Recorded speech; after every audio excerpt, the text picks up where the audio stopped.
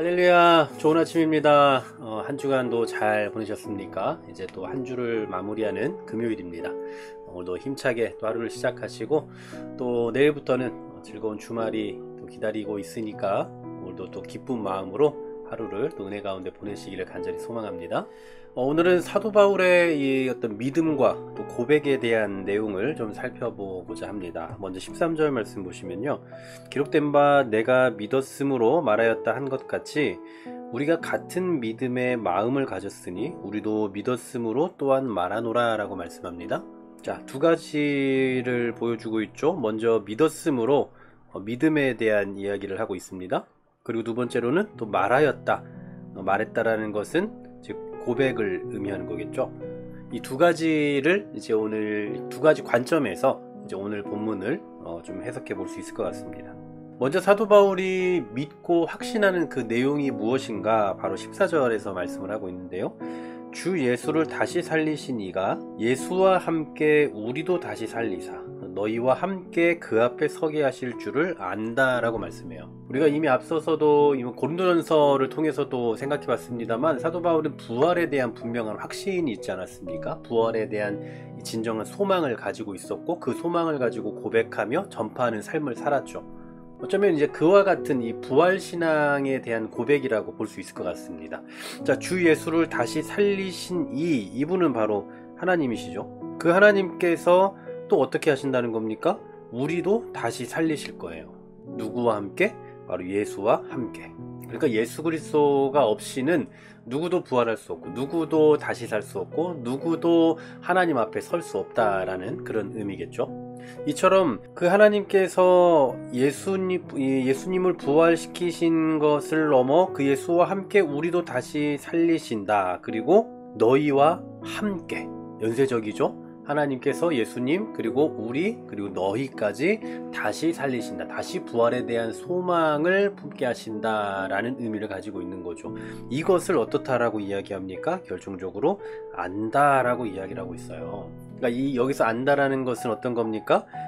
확신이죠. 하나님께서 반드시 그렇게 하실 것이다 라는 이 분명한 확신을 나타내고 있는 겁니다. 실제로 사도 바울은 이러한 분명한 믿음과 확신이 있었기 때문에 그동안 그렇게 그 확신 가운데서 고난을 기꺼이 받을 수 있었던 거죠. 만일에 이런 이 14절의 확신이 이 바울에게 없었다면 바울은 이 고난당하는 삶을 살 수 없었을 겁니다. 우리도 마찬가지겠습니다만요.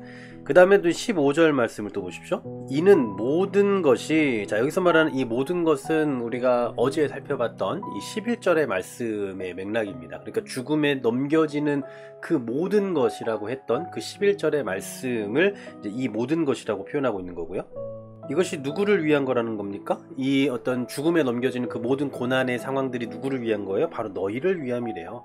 그러니까 바울이 당하고 있는 고난은 사도 바울 자신의 유익이 아니라 바로 너희들, 고린도 교회를 향한 유익이다라는 사실이에요. 그리고 많은 사람의 감사로 말미암아 은혜가 더하여 넘쳐서 하나님께 영광을 돌리게 하려 한다라고 말씀합니다. 앞서 우리가 이 모든 것에 대한 그 해석적인 측면을 11절에서 찾고 왔는데요. 이 11절에서는 예수를 위하여라고 하거든요. 예수를 위하여. 보십시오. 예수를. 그런데 지금 여기에서는 뭐라고 말씀하고 있습니까? 너희를 위하여예요.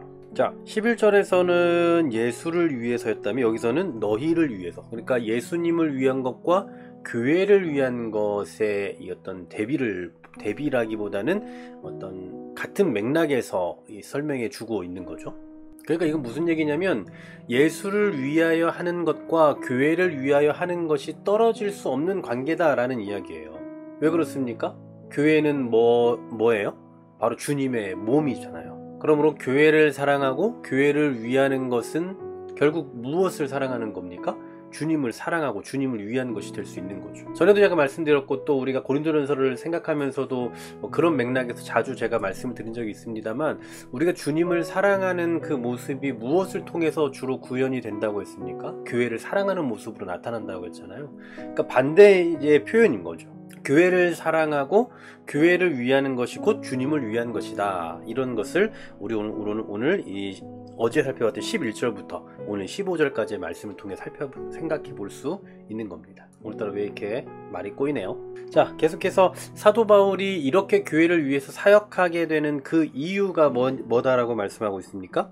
은혜가 더하여 넘쳐서, 은혜가 더하여 넘친다. 여러분, 어떻게 은혜가 더하고 또 그 은혜가 더 넘칠 수 있겠습니까? 바로 많은 사랑의 감사로 말미암아 라고 말씀해요.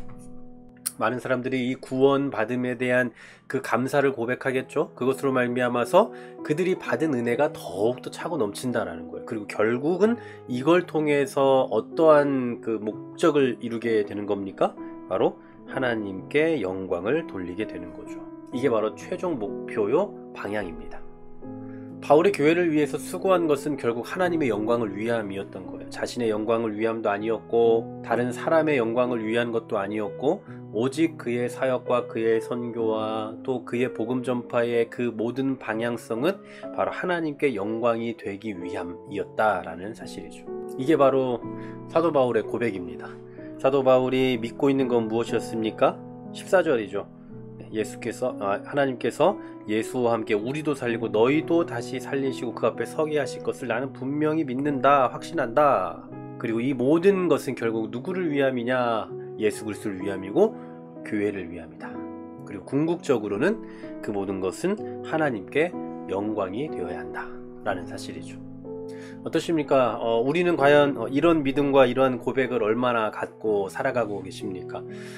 부활에 대한 신앙, 또 우리가 섬기고 있는 그 예수 그리스도에 대한 그 확신, 그리고 이제 그것을 넘어서 우리 삶 가운데서 그 믿는 자로서의 삶을 구현해내고 하나님께 영광이 되는 삶을 살겠다라는 그런 삶의 고백, 과연 이러한 부분에 있어서 우리는 얼마만큼 잘 정비되고 잘 훈련된 자의 이 어떤 신앙인으로서의 모습이 나타나고 있냐라는 거예요.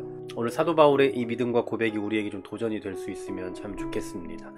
가장 근본적인 이 예수 그리스도에 대한 그 믿음과 확신을 갖고 있고, 그리고 그런 삶을 통해 때로는 고난이 찾아온다 할지라도 궁극적으로 예수 그리스도를 위해, 그리고 교회를 위해, 그리고 하나님의 영광을 위해 그렇게 살겠다라는 이 삶의 고백. 어쩌면 이것은 바울만이 가져야 되는 그런 고백이 아니고 이 시대를 살아가는 신앙인인 저와 여러분이 가져야 될 그런 삶의 고백인 줄로 믿습니다. 오늘 이러한 믿음을 가지고, 이러한 고백과 이러한 방향성을 가지고 하루하루를 살아낼 수 있는 저와 여러분 되기를 간절히 소망합니다. 주님 감사합니다. 우리에게도 사도 바울과 같은 이런 확신과 믿음을 허락하여 주시고, 그 믿음을 가지고 살아갈 때마다 우리의 모든 삶의 방향성을 통해 궁극적으로 하나님께 영광이 되는 삶이 되게 하여 주시옵소서. 오늘도 그러한 삶을 살아가기를 소망합니다. 그러한 고백을 갖고 이 하루를 살아갈 때 우리와 함께 하시고 새 힘 주시기를 간절히 믿고 소망하며 예수 그리스도의 이름으로 기도하옵나이다. 아멘.